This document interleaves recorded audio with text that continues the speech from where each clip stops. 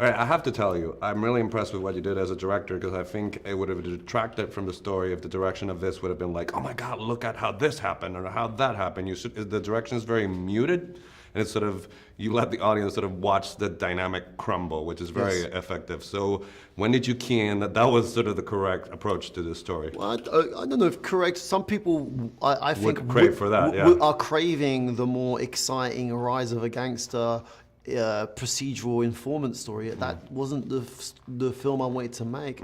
I had to tell the drug dealer story. I had to tell the informant story, but I wanted to I was really telling the story of the family. That's the emotional heartbeat, the emotional through line of the film as a father and son story, and a family trying to stay together against all the options.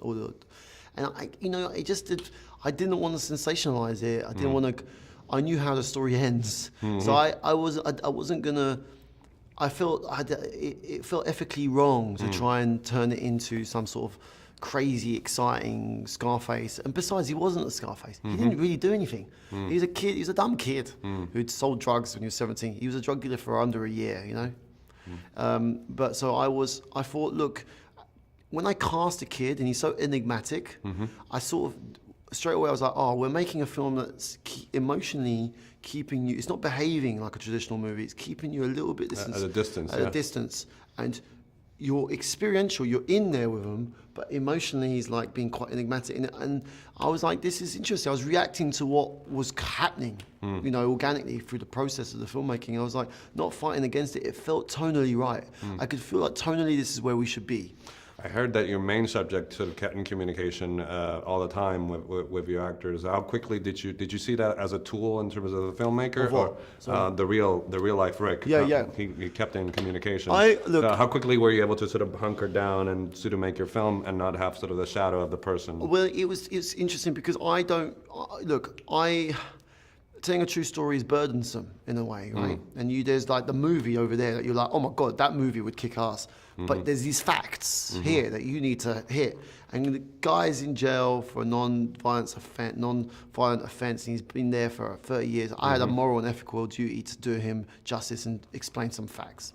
And plus, I love the guy. And when I met the guy, it's his tone that informed the film, because he's so funny. Yeah. And he's not a victim. He never says I was innocent. He never ever talks about miscarriage of justice or shit like that. He doesn't see himself as a miscarriage. He just thinks he's spent too much time now.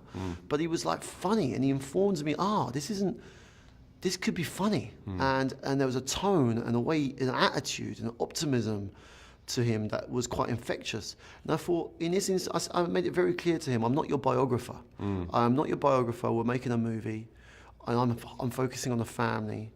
And when he understood that, he was like a partner. I say, but so you talk to the kid, talk to them, and the story, the rules were, we can't talk about the FBI informant story. We can't talk, but you can talk to Belle, Richie, and Matthew about family. And all they did was talk about family and why they did certain things and what he was feeling. And I think it helped. Okay. And he understood that, I helped him with his documentary, and we're going to help get him a book deal. And here's all the facts will get told. They will get told. This is an emotionally true story. Another injustice to the story would have been sort of to quickly turn it into sort of a Matthew McConaughey vehicle. How willing was he to sort of not do that and sort of go with Matthew was a perfect partner. He understood very early on that it was the kid's movie, but it could be Matthew's as well. It was Matthew's in many ways, but like you say, we couldn't turn it into a Matthew McConaughey vehicle. So what we talked about, right, was like the possibility of using a non-actor.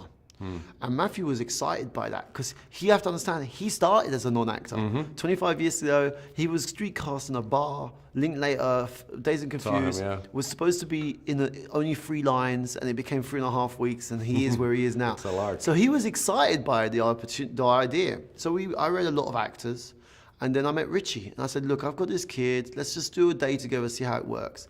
And what was incredible, straight away we could tell, Matthew and I, that actually what it made, it gave Matthew an anchor of truth. Like the kid was always down here, and Matthew would have to tune into his frequency, to his frequency to be his father.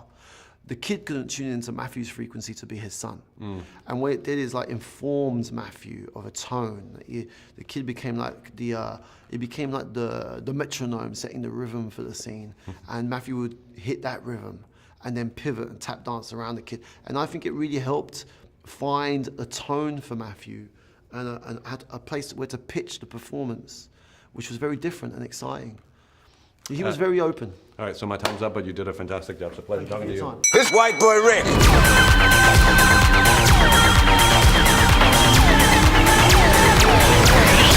Would you believe a 15-year-old kid was working for the federal government?